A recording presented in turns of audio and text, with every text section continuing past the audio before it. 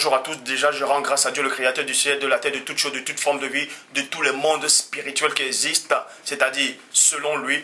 Et je le remercie parce qu'il est tout puissant, grand, glorieux et redoutable. Donc aujourd'hui, on va parler avec le véritable Saint-Esprit que les apôtres authentiques ont reçu dans Jean 20, 22. C'est-à-dire Dieu a-t-il autorisé au prophète de verser le sang, quel que soit le sang. On va aussi parler premièrement le sang d'un animal. Parce qu'il est dit dans Proverbe 19, 2 que le manque de sens n'est bon pour personne. Et dans Proverbe 25, 2, la gloire du Père est de cacher des choses et la gloire des rois est de sonder les choses. Et encore dans Deutéronome 29, 29 que les choses cachées sont au Père, les choses révélées sont à vous, sont aux créatures, sont aux humains. Mais ce Dieu grand, glorieux, terrible, dit dans Jérémie 33, 3, demande-moi, je te relèverai des choses cachées, des choses que tu ne sais pas. Et encore dans Matthieu 7, 7, demandez-le, on vous donnera, frappant, vous devrez chercher, vous trouverez.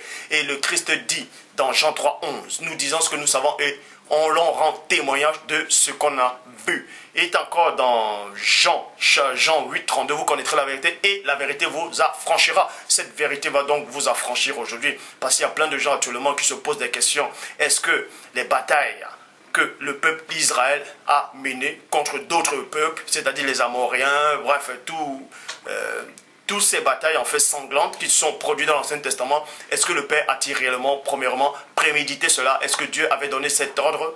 Et aussi, est-ce que Dieu avait-il pris plaisir à ça? Donc plein de gens doutent par rapport à ça, et d'autres qui n'ont pas de connaissance disent que oui, Dieu a vraiment pris plaisir à ça, que les voies du Seigneur sont impénétrables.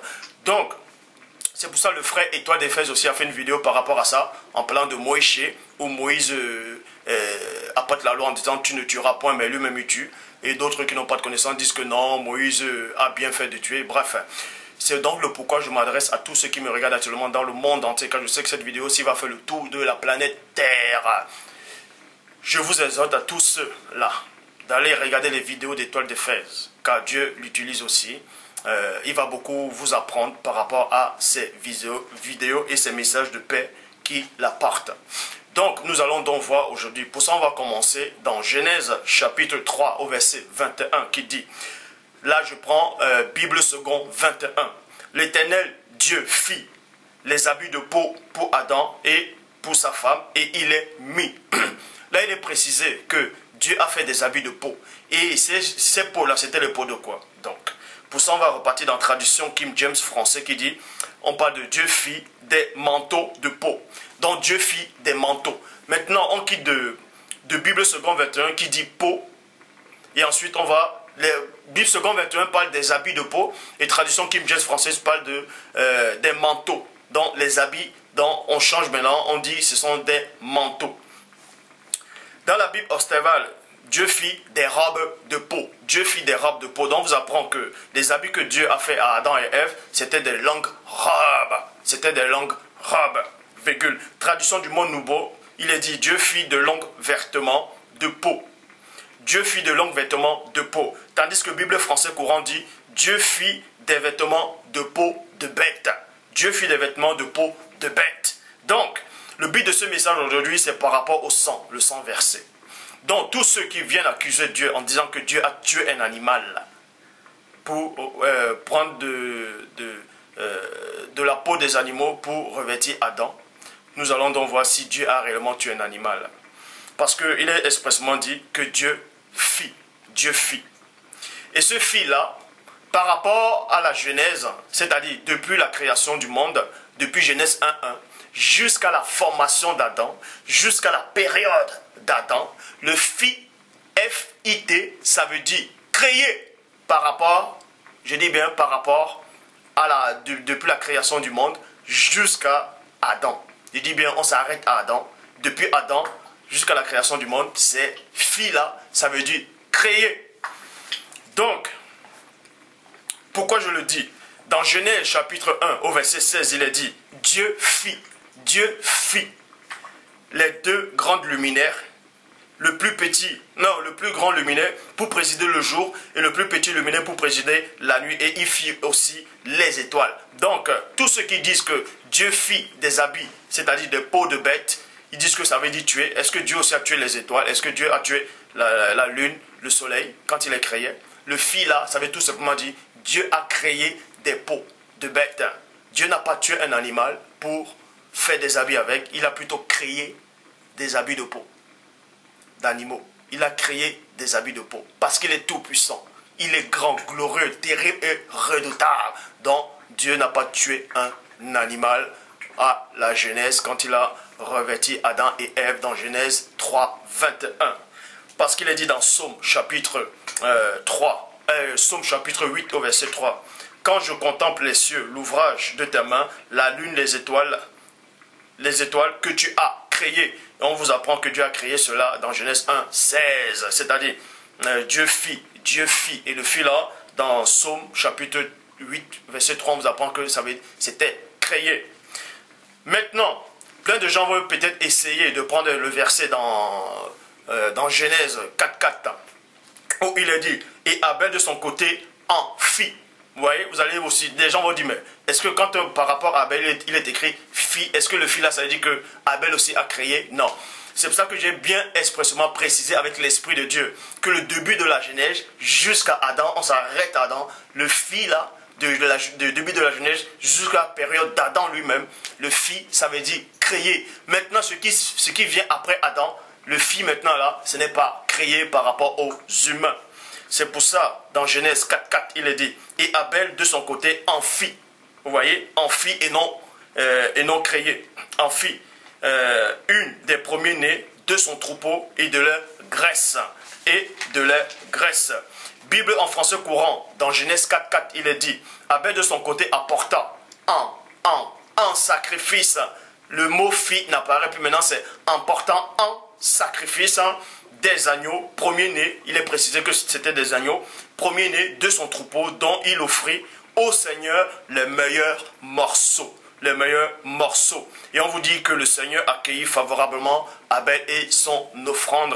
Donc vous allez comprendre ici que la toute première personne dans l'histoire de la création qui a versé le sang, c'est Abel. Ce n'est pas Caïn, c'est Abel. Pour ceux qui ne connaissent pas, c'est Abel qui est le premier humain qui a versé le sang. Parce qu'il a tué un animal. Il a tué, comme la Bible François Courant le dit dans Genèse 4, 4, il a tué des agneaux. C'est lui le premier être vivant qui a versé le sang. Et on vous dit néanmoins que Dieu a pris plaisir à ça, selon ce qui est écrit dans la Torah, dans l'Ancien Testament. Mais nous allons réellement voir, selon l'Esprit de Dieu, si Dieu vraiment dans sa présence prend réellement plaisir à ça. Parce que l'animal, quand Abel a tué l'animal, l'animal souffrait. L'animal aussi a des sentiments, a des émotions, si vous ne savez pas. L'animal ressent la douleur. Est-ce que Dieu prenait plaisir à ce que l'animal agonise pour qu'on lui offre cela? Nous allons donc entrer dans les mystères de la révélation du Père. Ésaïe chapitre 1 au verset 11, il est dit, « Qu'ai-je à faire de la multitude de vos sacrifices ?» Point d'interrogation. Dit l'Éternel, « Je suis rassasié. » Maintenant, on vous dit ici que Dieu est rassasié. Rassasié ici, ça ne veut pas dire que Dieu mange jusqu'à ce qu'il est plein. Non, là, c'est une métaphore. On va expliquer cela. Donc, quand il dit qu'il est rassasié, ça veut dire qu'il est fatigué de ça. Hein? Je suis rassasié des holocaustes, de béliers et de la graisse des veaux. Je ne prends point. Vous voyez? Et non, je ne prends plus. Parce que si on disait je ne prends plus plaisir, ça voulait simplement dire que Dieu prenait plaisir à ça. Mais il dit je ne prends point. Et quand il dit je ne prends point, ça veut dire qu'il n'a jamais pris plaisir à ça. Parce que c'est lui ce qui crée les mots, les langages dans Genèse 11, 7. Donc, je ne prends point plaisir au sang des taureaux, des brebis et des boucs. Donc, Dieu vous dit ici qu'il ne prend pas plaisir au sang des taureaux, des boucs, des animaux. Donc, quand on égorge un animal pour l'offrir à Dieu, pour vous, vous allez dire, ah, c'est bien, mais est-ce que vous êtes placé à la place de cet animal? Le Christ a dit, ce que vous voulez qu'on vous fasse à vous, faites ça aux autres. Ce que vous voulez pas qu'on vous fasse, ne faites pas ça aux autres. Est-ce que vous avez demandé la permission à l'animal qu'on voulait l'égorger? Est-ce que vous voulez qu'on vous égorge à la place de cet animal? Est-ce que vous vous êtes mis à la place de cet animal qui ressentait la douleur? Non. Bref, là, on va juste entrer dans un domaine que plein de gens ne touchent pas. Et ensuite, dans Psaume chapitre 50, au verset 7 à 9, il est dit, écoute mon peuple, je te parlerai, Israël, et je t'avertirai, point. Je suis Dieu, ton Dieu.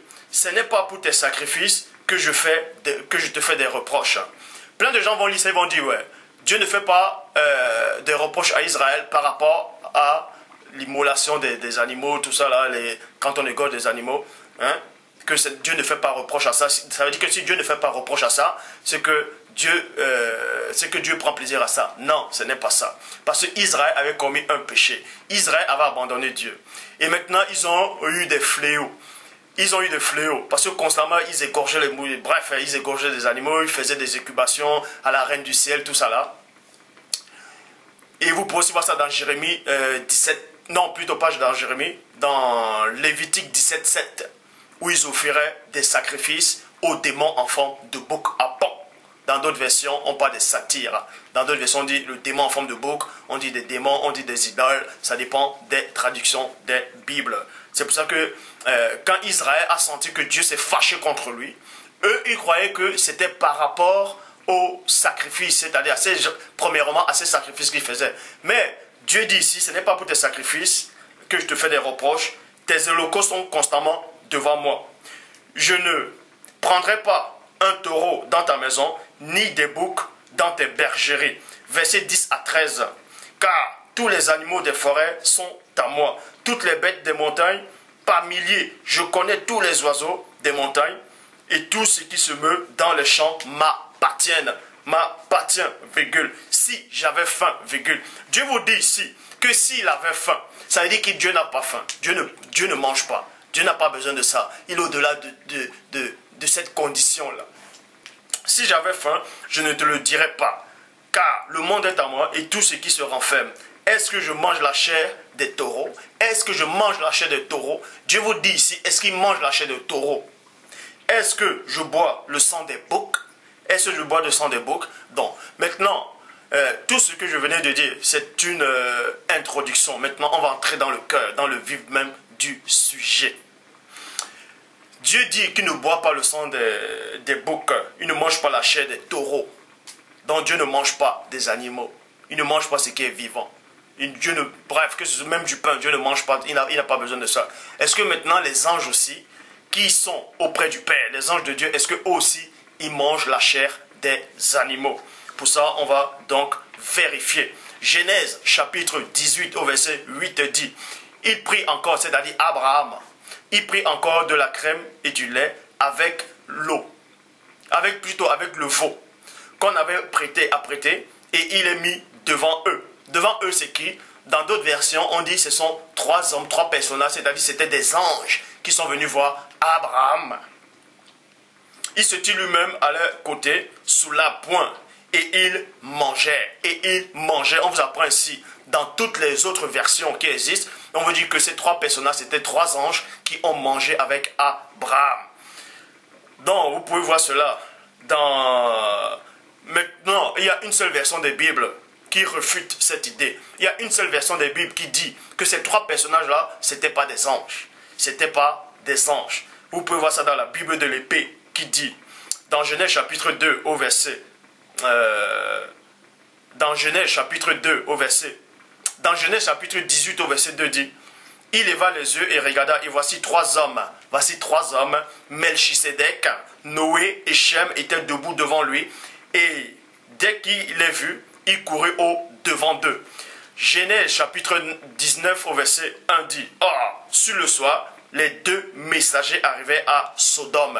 Toujours dans la Bible de l'épée, on vous dit sur le soir, dans Genèse chapitre 19 au verset 1, c'est les deux messagers qui arrivaient dans la ville de Sodome.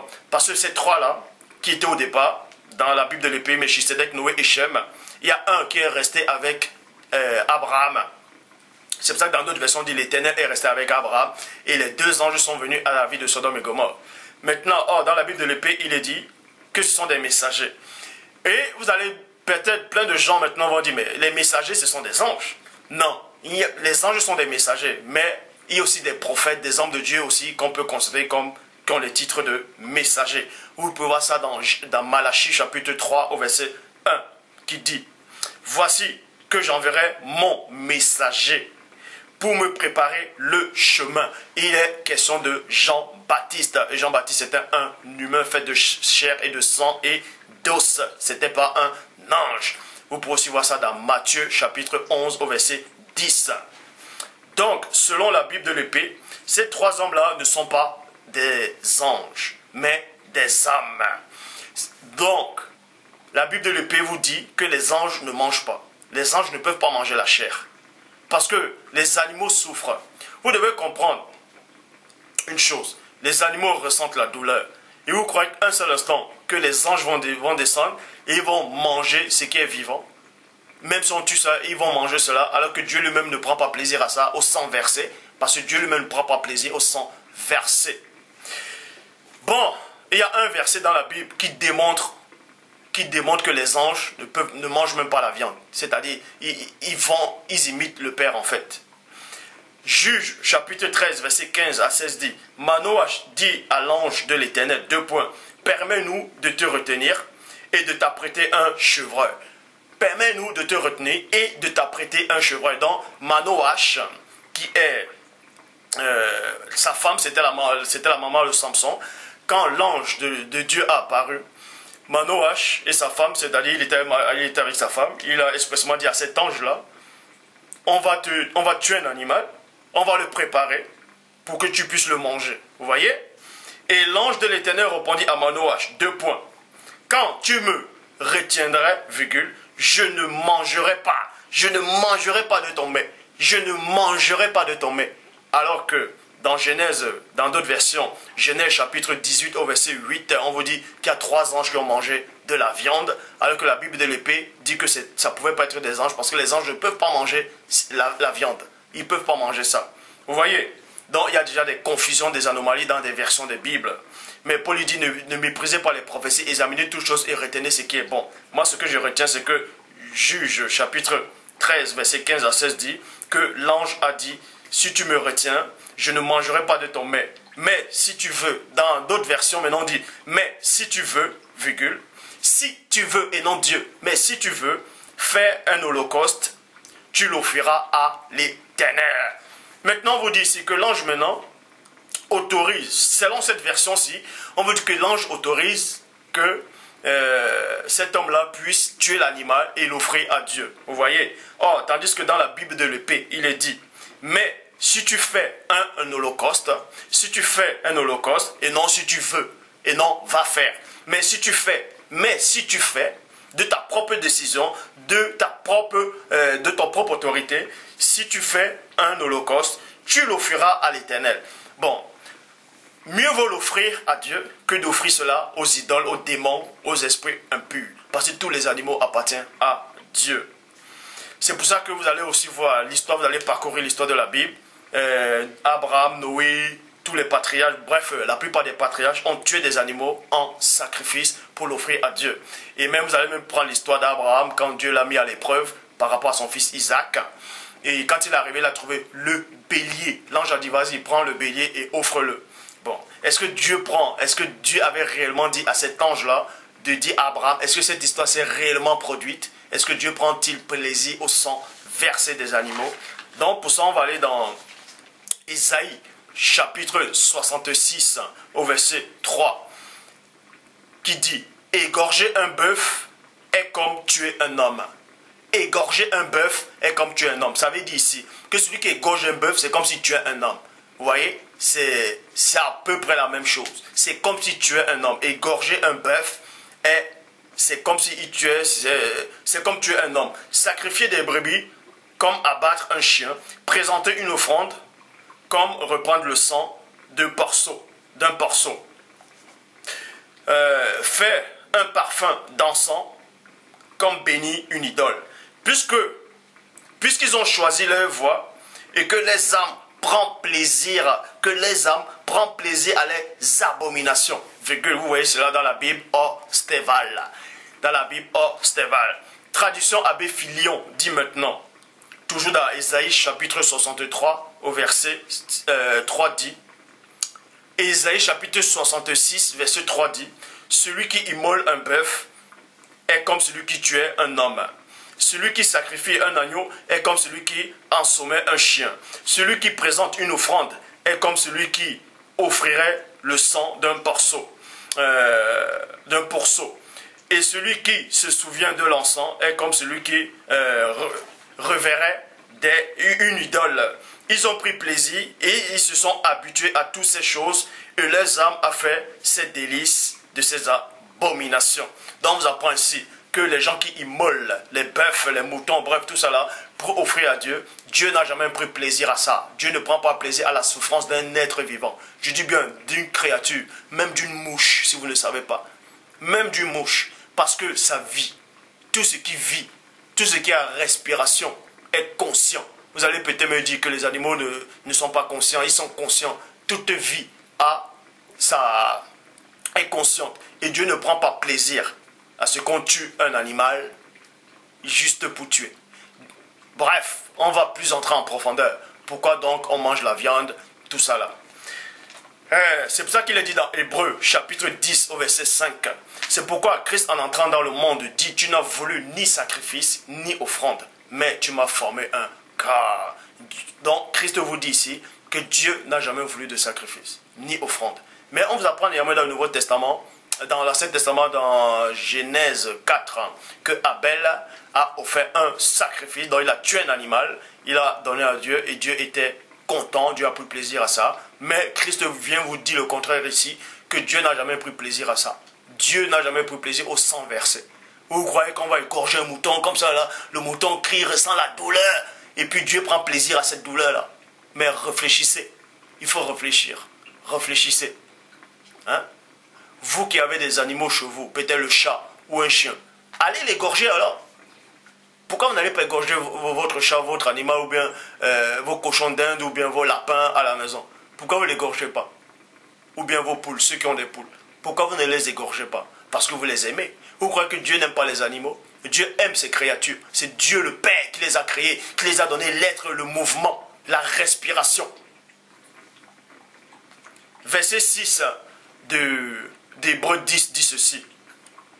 Tu n'as agréé ni holocauste, ni sacrifice pour le péché. Maintenant, les gens vont dire, ceux qui n'ont pas de connaissance, vont dire, non, Dieu a refusé ces genres de sacrifices par rapport uniquement au péché. Non. C'est pour ça qu'il est dit dans le verset 8 d'Hébreux 10. Après avoir dit d'abord, d'abord c'est quoi? Il a dit premièrement, avant de parler du sacrifice pour les péchés. C'est pour ça qu'il a dit, après avoir dit d'abord, tu n'as voulu et tu n'as agréé ni sacrifice ni offrande.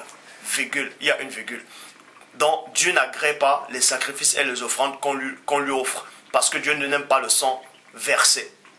Dieu n'aime pas le sang versé. Donc, si vous croyez que vous allez tuer un mouton pour faire plaisir à Dieu, Dieu ne prend pas plaisir à ça. Parce que Dieu sait ce que cet animal ressent, cette douleur-là. Quand vous attrapez un animal pour l'égorger, pour l'immoler, pour l'offrir à Dieu, l'animal a un cœur. Le cœur bat. L'animal a peur. Et Dieu ne prend pas plaisir à ça. Parce que Dieu crée toute forme de vie. Il l'a créé par amour.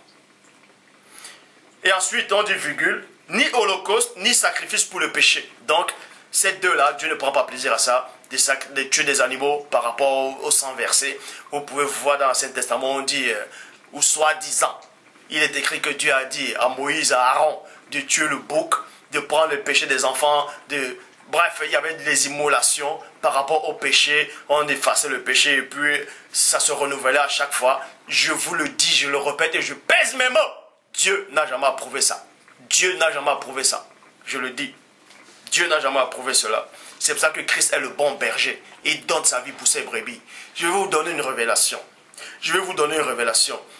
Vous allez peut-être dire que Dieu a tant aimé le monde qu'il a donné son Fils, afin que quiconque croit en lui ne périsse pas, mais qu'il ait la vie éternelle. Donc, Dieu a permis que le Christ vienne saigner. Donc, que Dieu a pris plaisir que Christ meure. Non. Christ est le bon berger. Le bon berger, c'est quoi? Il a les brebis, les moutons, les chèvres, tout ça là. Et c'est lui qui donne la vie pour ses brebis. Alors qu'on vous apprend que Abel lui l'a tué, on vous dit Abel lui l'a tué les agneaux. Abel a tué des animaux pour l'offrir à Dieu. Mais Christ lui meurt pour ses animaux. Il meurt pour ses brebis. Donc, à chaque sang versé que ces animaux ont reçu l'agonie, tous ces animaux-là, Christ maintenant, que ce soit les animaux, ça c'est les mystères cachés de Dieu. Que ce soit les animaux qu'on a égorgés dans l'Ancien Testament, les hommes qu'on a tués, tout ça là, tout ce mal-là, maintenant là, Christ a repris cela. Vous voyez, toute la douleur que ces gens-là ont souffert, Christ a repris cela. C'est pour ça que lui aussi, il est passé sur le poteau. Il est passé sur le bois. C'est pour ça que son sang aussi a été versé. Est-ce que vous comprenez les mystères? Donc, dans la facette que vous voyez là, on dit que Christ est mort pour l'humanité, pour les humains. Mais il est le berger. Il donne sa vie pour ses brebis. Il donne sa vie pour ses brebis. Et dans les brebis, c'est quoi? Il y a, premièrement, il y a des animaux et aussi des humains. Mais ça ne veut pas dire que les animaux doivent croire en Christ pour être sauvés. Là, on entre dans un autre domaine qui est réservé aux hommes spirituels. C'est pour ça que Christ, pendant le sabbat, quand il guérissait tout ça, il prenait toujours la compassion, il dit, mais si non a un animal, son animal tombe peut-être dans le trou, il ne va pas le secourir. Hein? Il ne va pas le secourir. Alors, il va secourir parce qu'il aime l'animal, alors pourquoi égorger les animaux? Bref, Genèse 8, non, Hébreux chapitre 10 au verset 5, dit, tu n'as agréé, tu n'as voulu ni sacrifice ni offrande, mais tu m'as formé un corps. Verset 6, tu n'as agréé ni holocauste ni sacrifice pour le péché. Verset 8, après avoir dit d'abord, tu n'as voulu et tu n'as agréé ni sacrifice ni offrande, virgule, ni holocauste ni sacrifice pour le péché. Vous voyez, ni sacrifice pour le péché. Maintenant, Actes des Apôtres, chapitre 10 au verset 13, vous allez voir que Pierre, Képha, il était en train de méditer, parce qu'il avait faim en fait. Il a eu un songe. Il avait dans d'autres versions on dit une corbeille, dans d'autres on dit un panier, dans d'autres on dit une soucoupe volante. Oui, je vous le dis. Dans d'autres versions on dit il y a une soucoupe qui est descendue. Et une nappe est descendue, dans d'autres versions. Il y a des animaux de toutes sortes qui ont apparu là. Et dans Actes 10, 13 qui dit, une voix lui dit, lève-toi, virgule, Pierre, tue et mange. Tue et mange. Vous voyez? Des gens vont dire, oui, mais Dieu a autorisé ça, de tuer ces animaux-là. Dieu a dit, il faut tuer ces animaux-là, parce qu'il a dit ça à Pierre. Vous allez comprendre que Dieu ne parlait pas à Pierre de tuer des animaux. C'est-à-dire, ces animaux-là, c'était un enseignement. Ce songe-là que Pierre a eu, c'était une vision. Parce que si, dans votre compréhension humaine, vous pensez que c'était des animaux qui étaient réels, faits de chair et de sang, on vous dit que c'était une vision. Depuis quand? C'était un songe. Depuis quand, Pierre? Un songe, c'est quoi? Vous croyez qu'un songe, quand vous voyez quelqu'un dans un songe, vous croyez qu'il est fait de chair et de sang? C'était un enseignement que Dieu voulait lui donner. C'était une métaphore. Est-ce que vous comprenez? C'est pour ça qu'il a dit, Pierre, tue et mange. Or, vous savez que dans l'Ancien Testament, il est dit de ne pas manger des animaux avec le sang.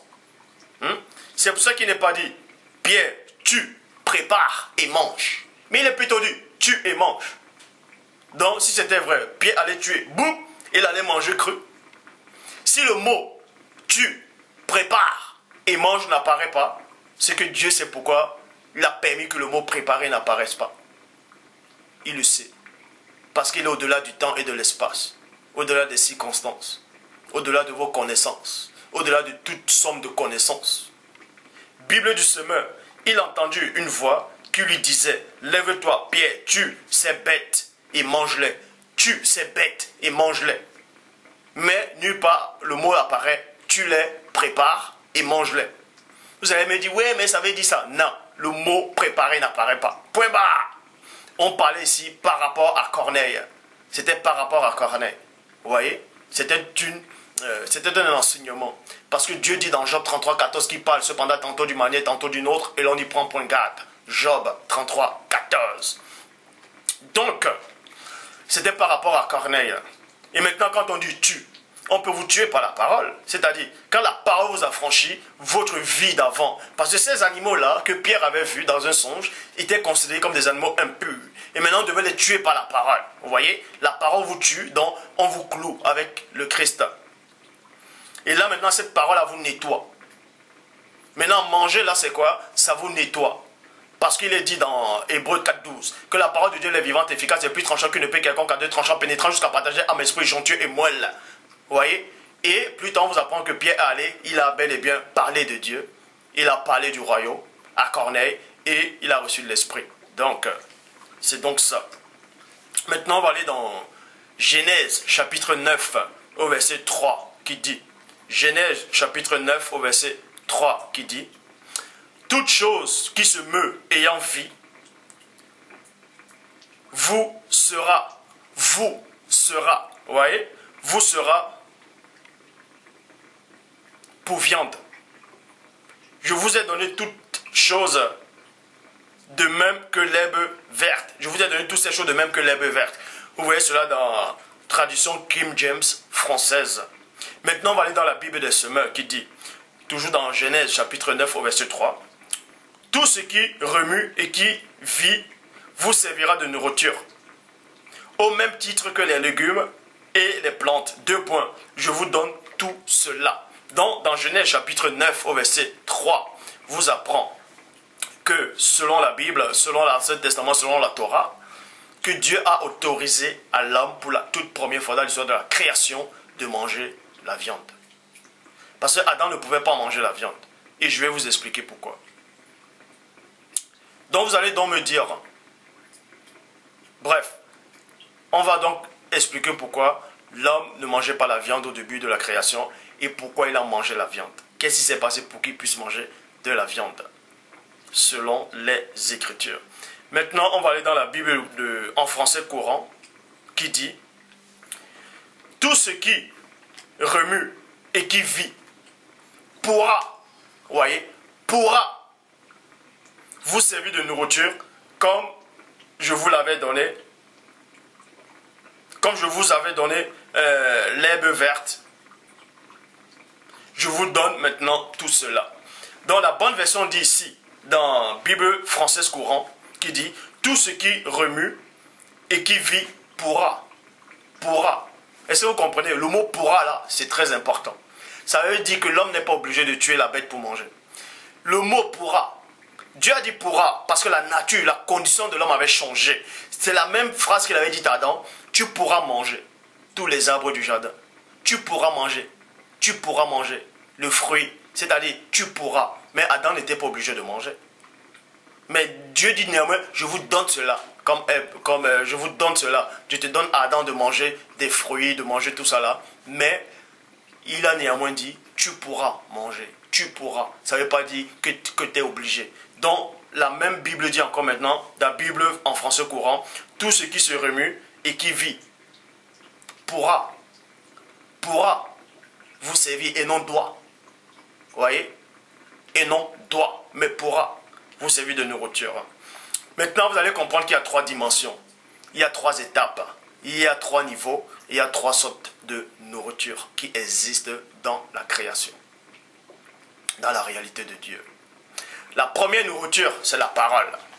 Et c'est la nourriture de l'esprit. Est-ce que vous comprenez? La première nourriture, c'est l'esprit. C'est-à-dire, c'est la parole. Parce que l'homme ne vivra pas uniquement de pain, mais de toute parole qui sort de la bouche du Père. Donc, la nourriture de l'esprit, c'est la parole de Dieu. Maintenant, il y a la nourriture de l'âme. Parce que Adam, dans Genèse, chapitre 2, au verset 7, le Seigneur Dieu forma l'homme du limon de la terre. Il souffla dans ses narines un esprit de vie. Vous voyez? Et l'homme devint une âme vivante. Adam était une âme vivante, donc il était dans la condition astrale. C'est pour ça qu'il ne pouvait pas manger de la viande. Il ne pouvait pas manger de la viande. Et la nourriture d'Adam par rapport à cette condition d'âme, même comme il était dans la chair, par rapport à cette condition d'âme, la nourriture de l'âme, bon maintenant, dans la condition de la chair, c'est des fruits, des légumes, des fruits, des légumes, des plantes, tout ça là. Là, c'est pour ça que Adam et les animaux aussi pouvaient manger des plantes. Les animaux pouvaient manger des plantes. Les animaux pouvaient manger des plantes. Ils pouvaient manger des plantes. Même les lions pouvaient manger des plantes. La preuve, pour tous ceux qui viennent en Afrique, pour tous ceux qui ont eu des chiens à la maison, vous avez dû voir quand le chien est malade. Quand le chien est malade, il va manger des plantes. Il va manger des herbes pour se puger. Parce qu'il revient à la source. Il revient à la source. Ils le savent. Il revient à la source. Mais maintenant, l'homme, vu que l'homme s'est égaré dans la chair, sa nature a changé. Sa nature a complètement changé. C'est pour ça qu'il peut manger de la viande. Parce qu'il est devenu chair. Il est devenu viande de lui-même. Et la viande attire la viande. C'est pour ça que Satan dit à Dieu dans Job, po. Donc, Genèse chapitre 9 au verset 5. Mais néanmoins, vous allez comprendre que dans la présence de Dieu, l'homme ne devait pas tuer un animal. l'homme ne doit même pas manger l'animal. L'homme ne devait pas manger un animal. L'homme, dans la présence de Dieu, l'homme ne doit pas manger un animal. C'est parce que l'homme est sorti des plans de Dieu qu'il doit maintenant manger l'animal. Parce que sa nature a changé. Sa condition a changé. Vous voyez? Sa condition a changé complètement. Mais, quand vous allez porter des nouveaux corps, vous n'aurez même plus besoin de manger la viande ou des plantes, tout ça là. La nourriture sera spirituelle. Les aliments spirituels. Ça va être un autre plan.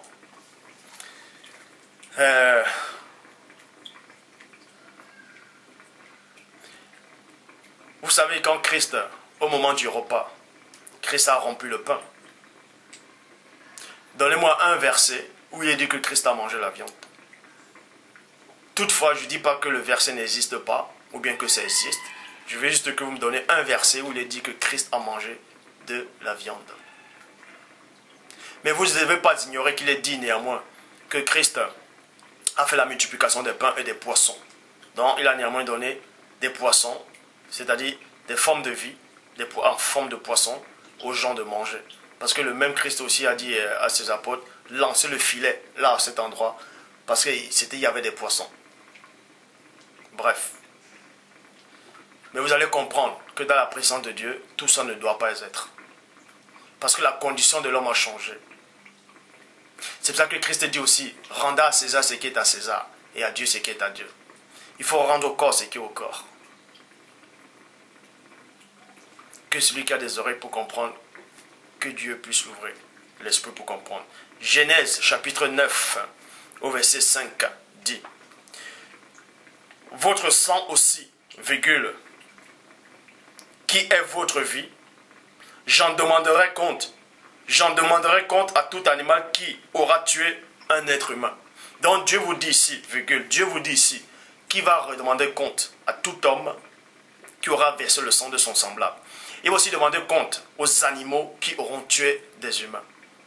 Les animaux aussi, Dieu, ils vont rendre compte à Dieu. À tout le sang versé qu'ils ont fait aux humains.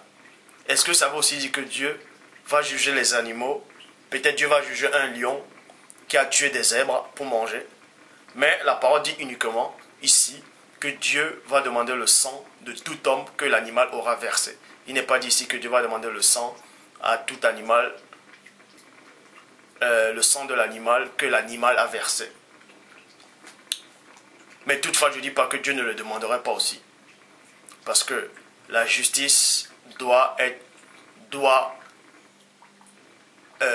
s'adresser à toute forme de vie.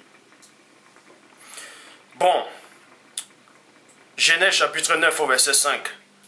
Votre sang aussi, qui est votre vie, j'en demanderai compte et j'en demanderai compte à tout animal qui aura tué un être humain, comme à tout être humain qui aura tué son semblable, je demanderai compte de vos vies, de la vie de l'homme.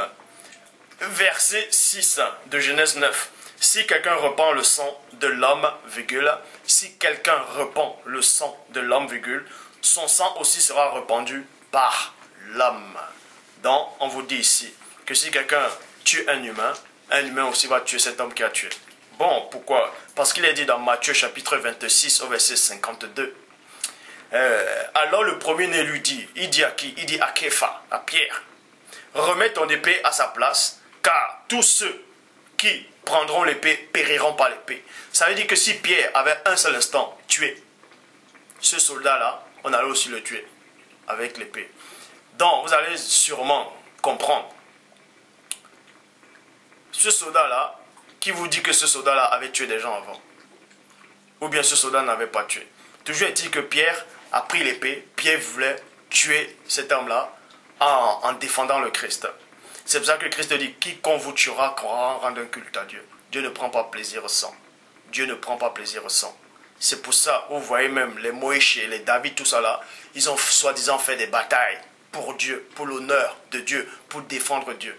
Mais celui qui est mieux placé que quiconque, qui est l'image du Père, Pierre voulait le défendre, comme les prophètes ont voulu défendre Dieu. Mais Christ a dit quoi? Ne le fais pas. Ne le fais pas. Ne le fais pas. parce que ce n'est pas dans la présence de Dieu. Exode chapitre 20 au verset 13 dit, tu ne tueras point. Là, c'est la loi morale. Et Christ n'a pas aboli la loi morale. Christ ne peut pas abolir la loi morale, puisque lui-même il est soumis à ça. Parce que dans la loi morale, il a dit, tu ne combattras point. Nombre chapitre 25 au verset 16 à 17. L'Éternel parla à Moïse, et dit, 2 points. Traite les Madianistes en ennemis et tue-les. Dieu dit à Moïse, tu ne tueras point. Et plus tard, dans Nombre 25, versets 16 à 17, il demande à Moïse de les traiter comme des ennemis et de les tuer. C'est donc quel Dieu ça? Est-ce que c'est réellement sorti de la bouche de Dieu? Pour ça, on va donc vérifier si ces propos-là viennent vraiment de Dieu. Parce qu'il est dit dans Jérémie 8.8, c'est bien en vain qu'ils sont mis à l'œuvre la plus mensongère du scribe. Nombre chapitre 31. Nombre chapitre 31, versets 16 à 17. Vous allez voir qu'il y a eu de peuples d'Israël qui sont égarés à cause de Balaam. Vous voyez? Et selon Nombre, Dieu a envoyé les peuples d'Israël d'aller faire la guerre aux Madianistes, de les tuer, de les traiter en ennemis, parce qu'à cause d'eux, ils ont abandonné Dieu. Vous voyez? À cause d'eux, ils ont abandonné Dieu. C'est pour ça qu'il est dit dans Nombre 31, verset 16 à 18, voici, ce sont elles qui suent la parole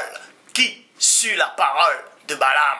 On n'a pas dit ici que ces femmes-là, elles sont venues faire pécher les enfants d'Israël d'elles-mêmes, de leur propre initiation, de leur propre volonté, de leur propre initiative. Mais on vous dit néanmoins que c'est à cause de Balaam, c'est sur la parole de Balaam. Et on sait que Balaam était un devin, un prophète. Et donc un prophète avait le pouvoir. Un prophète, quand il dit une parole sur toi, c'est-à-dire, ça agit en toi. Donc la parole de Balaam a bel et bien agi sur les Madianistes, a bel et bien agi sur ces femmes-là. Alors, pourquoi maintenant on condamne ces femmes-là? Alors que c'était sur la parole de Balaam. Balaam aussi, on l'a zigouillé, on l'a tué. Bref, voici, ce sont celles qui, sur la parole de Balaam, ont entraîné les enfants d'Israël à l'infidélité envers l'Éternel dans l'affaire de Paro. Et alors éclata la plaie dans l'assemblée de l'Éternel. Point. Vous voyez? De l'Éternel. Maintenant, tuer tout mâle, c'est-à-dire tuer tout homme, tout mâle. Maintenant, c'est Moïse qui parle. Hein. C'est Moïse qui parle. Vous allez voir quelque chose. Maintenant, tuer tout mâle parmi les petits-enfants, virgule. Tuer tout mâle parmi les petits-enfants. Et tuer toute femme qui a connu un homme en couchant avec lui, mais laissée en vie pour vous, toutes les filles qui n'ont point connu la couche d'un homme.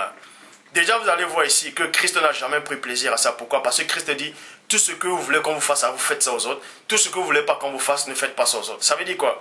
Quand Moïse dit aux hommes d'Israël de prendre des femmes, c'est-à-dire vierges, vous voyez, de prendre cette femme-là, est-ce que Moïse a demandé la permission à ces femmes vierges, des clans, des Madianistes, des ennemis, qu'elles voulaient ces enfants d'Israël?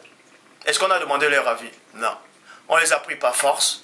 Maintenant, on va soit les violer, soit coucher avec elles, même si elles ne sont pas consentantes. Vous voyez? Parce qu'elles ont peur. Or, Christ dit quoi? Ce que vous voulez qu'on vous fasse à vous, ne faites pas ça aux autres. Faites ça aux autres. Ce que vous ne voulez pas qu'on vous fasse, ne faites pas ça aux autres. Vous voyez? Donc, Moïse donne les ordres qui ne vont pas de pair avec la parole, les pensées de Christ. Point barre! Parce que cette parole-là ne vient pas de Dieu. Je le dis haut et fort. Quand vous lisez dans l'Ancien Testament où Dieu dit « Allez tuer, allez massacrer les enfants, allez massacrer, allez prendre les terrains des gens, allez prendre les maisons des gens, vous allez casser tout ça là. » Ça ne vient pas de Dieu, je le dis. Ça ne vient pas de Dieu. Dieu n'a jamais dit ça. Même si c'est écrit là, je le dis, Dieu n'a jamais dit ça. Parce que Christ contredit tout cela. Pourquoi? Regardez donc, il est dit dans Nombre 31, 16 à 18, vous voyez, qu'elles ont fait pécher les enfants d'Israël. Maintenant, le plus important, c'est quoi? Il dit, Moïse dit, tuez, maintenant tuez-les, tuez tout mâle, parmi les petits-enfants. Moïse, vous devez savoir une chose. Moïse donne l'ordre en disant de tuer tous les petits-enfants. De tuer tous les petits-enfants. De tuer tous les petits garçons, les petits-enfants. Alors qu'il devait même pas lui-même oublier. Si, en ce temps-là, quand il parlait, s'il était inspiré par le Saint-Esprit devait lui révéler que Moïse aussi devait se souvenir que lui aussi était un petit enfant en Égypte. Et qu'on voulait le tuer. Mais on l'a épargné la vie. Vous voyez ça dans Exode, chapitre 2, au verset 6. C'est la fille de Pharaon. Oh, quand vous regardez les films des 10 commandements de Moïse dans les films, on va dire que c'est la sœur de Pharaon. Oh, la Bible dit c'est la fille de Pharaon. Exode, chapitre 2, verset 6. Elle l'ouvrit et vit l'enfant. Cet enfant, c'était qui? C'était Moïse, c'était Moïse. C'était un petit garçon qui pleurait. Point. Et elle eut pitié. Et elle en eut pitié. Et elle dit, c'est un enfant des Hébreux. Et plus tard, on vous apprend quoi? Qu'elle a adopté Moïse comme son propre fils. Alors, pourquoi Moïse aussi ne pouvait pas laisser la vie à ces petits-enfants-là quand il a dû tuer ses petits-enfants? Ces petits-enfants aussi avaient peur. Ces petits-enfants pleuraient. Alors, il ne pouvait pas se souvenir que la fille de Pharaon, soi-disant, on dit que l'Égypte, ce n'est pas le peuple de Dieu. Alors, ses ennemis, alors, pourquoi ils ont laissé la vie sauve à Moïse? Pourquoi la fille de Pharaon a eu pitié de Moïse? Et pourquoi Moïse, lui, maintenant, là, quand il grandit plus tard, il voit les petits garçons, il n'a pas pitié d'eux? Pourquoi? Vous voyez? Vous voyez? Ça s'appelle manque de reconnaissance. Et Christ n'est pas ainsi. Christ n'est pas ainsi. Je vous le dis. Christ n'est pas ainsi.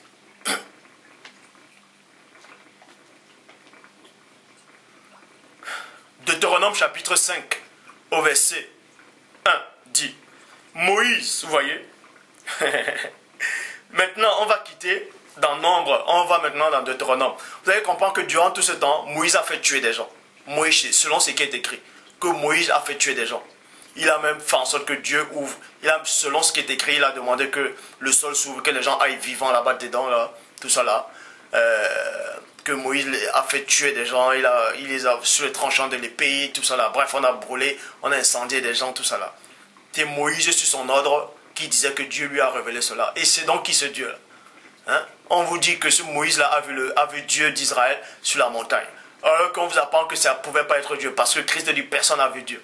Alors, c'est donc qui donnait ses ordres à Moïse? C'est donc qui donnait ses ordres au patriarche, à David, tout cela, d'aller massacrer, d'aller tuer des gens, des enfants, des femmes? C'est qui ce Dieu-là? Hein? C'est qui ce Dieu? Quand on vient vous dire, non, ce n'est pas Dieu, non, c'est Dieu, c'est Dieu. Dieu ne prend pas plaisir au sang. Si vous dites que c'est Dieu qui a fait ça, c'est que vous-même vous êtes égaré. Vous êtes dans la confusion. Vous avez reçu un esprit d'égarement, de confusion, de délire. On vous apprend que Moïse a fait tuer, a fait massacrer des gens. Maintenant, plus tard dans Deutéronome, chapitre 5, au verset 1, Moïse revient maintenant là. Il dit, Moïse convoqua tout Israël, et il a dit, écoutez Israël, les lois et les ordonnances que je vous fais entendre aujourd'hui. Apprenez-les et mettez-les soigneusement en pratique. Donc Moïse revient après avoir fait en sorte que les enfants d'Israël massacrent les gens, autorisent les meurtres, les violences, hein? Les violences, même le viol. Je dis le viol parce que quand vous allez en bataille, vous prenez des femmes étrangères, vierges, quand vous couchez avec elles, ça s'appelle le viol parce qu'elles ne sont pas consentantes, elles ont peur. Ça s'appelle du viol. Donc on vous apprend ici que Moïse a autorisé tout ça. Tout ce que le Père Tout-Puissant n'autorise pas. Même le Christ n'a pas autorisé cela. Mais néanmoins, Moïse revient dans Deutéronome, chapitre 5, au verset 1, que, oui, effectivement, il oublie qu'il avait fait massacrer les gens, il revient, mais il dit maintenant, non, il faut obéir à la loi de Dieu. Il faut apprendre à obéir à la loi de Dieu. Pourquoi lui-même, il n'apprend pas ça? Il dit, apprenez à obéir aux ordonnances de Dieu. Et c'est pour ça qu'il a dit dans le verset 7 de Deutéronome 5. Cette loi qu'on doit obéir, c'est quoi? Deutéronome chapitre 5, au verset 17. Tu ne tueras point. Moïse revient encore, il dit, apprenez à obéir, apprenez à mettre ça en pratique, tu ne tueras point. Alors qu'il a fait tuer aux enfants d'Israël. Comment se fait-il? Ça c'est une contradiction. Comment se fait-il qu'il dit, allez massacrer tuer des enfants? Lui-même étant enfant, on ne l'a pas massacré, on l'a épargné. Pourquoi il n'épargne pas les enfants, hein? Violer les femmes, brûler les maisons. Après, plus tard, il oublie ça, il dit, apprenez à mettre soigneusement en pratique. Il ne faut pas tuer. Mais les enfants d'Israël, ils ont dit, mais vous croyez qu'ils ne vont pas se souvenir de ça? Que mais, qu'est-ce qu'ils racontent? Ils nous autorisent de tuer, de massacrer, et maintenant ils disent de ne pas tuer. Et il y a déjà un esprit de confusion qui règne. Et vous dites que ça vient de Dieu. Nombre 23, 19, Dieu n'est point un homme pour mentir, ni un fils d'homme pour se repentir. Donc, ça ne peut pas venir de Dieu, tout ça. Deutéronome chapitre 22, verset 22 à 23 qui dit, si une jeune fille vierge est fiancée et qu'un homme la rencontre dans la ville et couche avec elle, vous les amènerez tous deux à la porte de la ville, vous les lapiderez et y mourront. Vous les lapiderez et y mourront, virgule. La jeune fille pour n'avoir pas crié dans la ville, virgule. Donc, on vous dit ici que si un homme rencontre une jeune fille vierge et qui couche avec elle, c'est-à-dire viole la fille, on doit lapider ces deux personnes. On doit lapider aussi la fille parce qu'elle n'a pas crié. Et si cette fille-là, elle est muette, qu'elle n'arrive pas à parler, elle va crier comment? Donc on va aussi la tuer. Hein? On va aussi la tuer.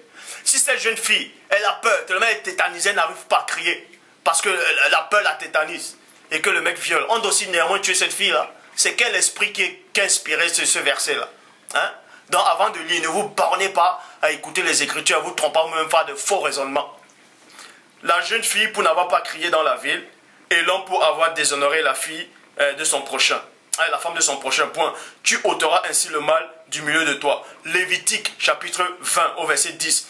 Si un homme commet un adultère avec une femme mariée, s'il commet un adultère avec la femme de son prochain, l'homme et la femme adultère seront punis de mort et les sangs retomberont sur eux. Point. Pourquoi David, lui, n'a pas été puni de mort? Pourquoi? Posez-vous la question. Alors, la loi s'adresse qu'à qui? Dieu n'a-t-il pas dit que dans un procès, on ne doit pas favoriser une personne et laisser l'autre? Hein? Pourquoi David commet l'adultère, il tue même encore le mari de la personne, lui on ne lui fait rien? On va dire on l'a châtié. La parole et la loi, ça doit être pour tout le monde. Point barre. Et Christ, dans Jean 8, il n'a pas permis qu'on lapide cette femme-là. Parce que Christ n'est pas pour le sang. Christ avait néanmoins savait que cette femme avait commis un adultère, que c'était contre la loi de Dieu. Mais Christ, qui est mieux placé, qui sonde le cœur, il sait pourquoi cette femme a commis cela. Ça ne veut pas dire que Christ approuvait cela. Hein? Mais néanmoins, Christ a dit, va et ne pêche plus. Moi non plus, je ne te condamne pas. Moi non plus, je ne te condamne pas. Parce que c'est la loi de Dieu, le pardon. Lévitique 21, verset 9. Si la fille d'un sacrificateur se déshonore et se prostitua, elle déshonore son père, elle sera brûlée au feu. Depuis quand Dieu va prendre quelqu'un fait de chair et de sang, il va dire va le brûler au feu. Hein? Alors qu'il y a l'esprit, alors que l'esprit vient de Dieu. Dieu permet que, c'est-à-dire, Dieu a permis que l'esprit qui vient, c'est-à-dire, il a donné l'être, le mouvement à cette personne. L'esprit est néanmoins dans l'homme. Ça veut dire l'esprit qui est dans l'homme, c'est une partie qui vient du Père. Parce que c'est l'esprit qui permet qu'on soit en communion avec le Père. On vous dit qu'il faut brûler une fille parce qu'elle s'est prostituée. On brûle une fille parce qu'elle s'est prostituée. Alors que quand vous lisez, il y avait un homme de Dieu, on lui disait, va prendre une femme prostituée et aie des enfants avec lui. Mais quand une femme vient faire ça, on doit la brûler au feu. Hein? Quand on brûle quelqu'un, il ressent la douleur, ça fait mal. Mais vous croyez quoi, vous? Que Dieu prend plaisir à ça? Ça, ce Dieu-là, je ne le connais pas. Je vous le dis. Si c'est votre Dieu, c'est que vous êtes dans la perdition totale. Psaume 55, verset 16. Que la mort les surprenne. C'est David qui prie. Tout le temps, il priait par rapport à ses ennemis. Non, Dieu, tue-les. Envoie-les un esprit d'égarement. Non, que la mort les surprenne.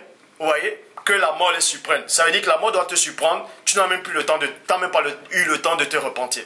Hein? Dans la mort doit te surprendre, tu dois mourir dans ton péché. Ça, c'est David qui le dit.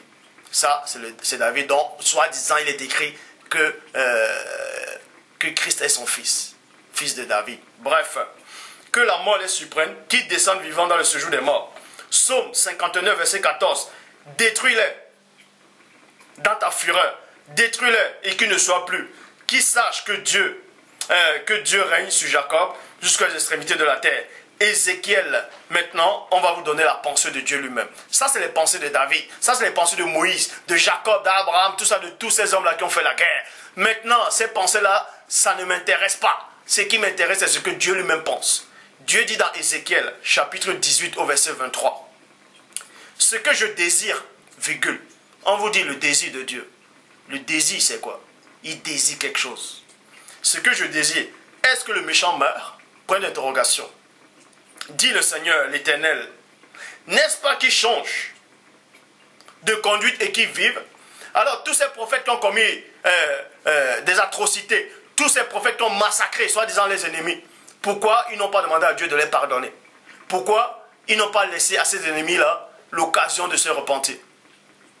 Puisque Dieu lui-même dit que ce n'est pas son souhait. Dieu ne souhaite pas que quelqu'un meure dans son péché. Il veut que la personne se repente.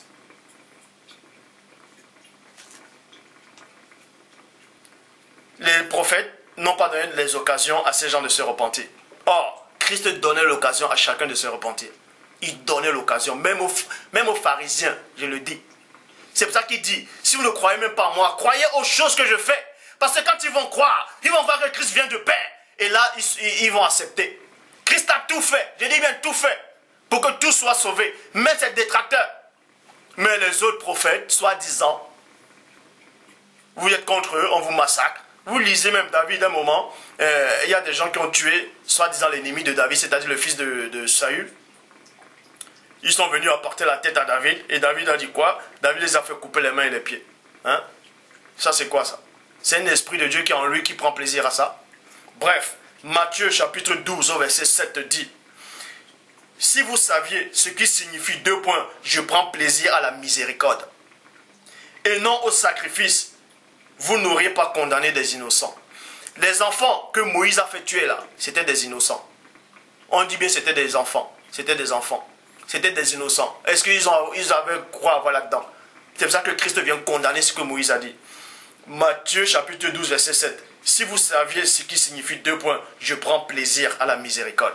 Dieu prend plaisir à la miséricorde et non au sacrifice. Vous n'aurez pas condamné des innocents. C'est-à-dire qu'en ce moment, quand Moïse donnait cet ordre, il n'était pas dans la pensée de Dieu. Ce n'était pas l'Esprit de Dieu qui l'inspirait. Je le dis haut et fort. Maintenant, on va dans Matthieu chapitre 9, verset 13. Apprenez ce qui signifie deux points. Je prends plaisir à la miséricorde et non au sacrifice, car je ne suis pas venu appeler les justes, mais les pécheurs. Matthieu chapitre 5, verset 43 à 45. Vous avez appris qu'il a été dit, deux points. Vous avez appris et non, vous avez appris que Dieu a dit. Mais vous avez appris qu'il était dit, deux points. Tu aimeras ton prochain et tu haïras ton ennemi, point. Mais moi, je vous dis deux points. Aimez vos ennemis, bénissez ceux qui vous maudissent, faites du bien à ceux qui vous haïssent et priez pour ceux qui vous maltraitent et qui vous persécutent, afin que vous soyez fils de votre Père qui est dans les cieux, car il fait pleuvoir, car il fait lever son soleil sur les méchants et sur les bons, et il fait pleuvoir sur les justes et les injustes. Donc on vous apprend ici que Christ n'a jamais pris plaisir au sang versé. Christ n'a jamais pris plaisir à tout ça, à toutes ces guerres-là, soi-disant que ça venait de Dieu. Christ a démontré que ça ne pouvait pas venir de Dieu. Christ a démontré cela. Donc, à chaque fois qu'il est dit que Dieu a dit allez tuer, allez massacrer là, ça ne peut pas venir de Dieu. Je ne sais pas quel est l'esprit là qui est venu inspirer ces gens-là, qui est venu inspirer là, soi-disant ces prophètes-là, mais ça ne pouvait pas venir de Dieu. Ça ne pouvait pas venir de Dieu. Ça ne pouvait pas venir de Dieu. Mais maintenant, Dieu seul peut prendre la vie. Parce que Dieu donne, Dieu reprend. Hein? Si Dieu envoie un ange de vous frapper, bah, vous mourrez sur le coup. C'est normal. Parce que Dieu donne la vie et Dieu reprend. Mais ce n'est pas l'homme qui donne la vie, donc l'homme n'a pas à reprendre la vie. N'a pas à prendre la vie de quelqu'un. Est-ce que vous comprenez? Christ vient de condamner tout ça. Vous avez appris que Moïse, dans la loi, il a dit vous avez la lettre de répudiation. Mais moi, je vous le dis. Hein? Christ n'a jamais pris plaisir à tout ça. Je le dis encore. Je le répète. Donc pour tous ceux-là qui acceptent, qui disent que la Bible est à 100% la parole de Dieu, vous êtes contre Christ. Vous n'avez pas Christ, vous n'avez pas le Saint-Esprit. Parce que la parole de Dieu a été introduite dans la Bible et les hommes ont rajouté des choses, les idées, les pensées. et les actions. Et les actions. Toute écriture n'est pas inspirée de Dieu, mais toute écriture inspirée de Dieu, qui est inspirée de Dieu, ça c'est bon. Est-ce que vous comprenez? Que Dieu vous garde.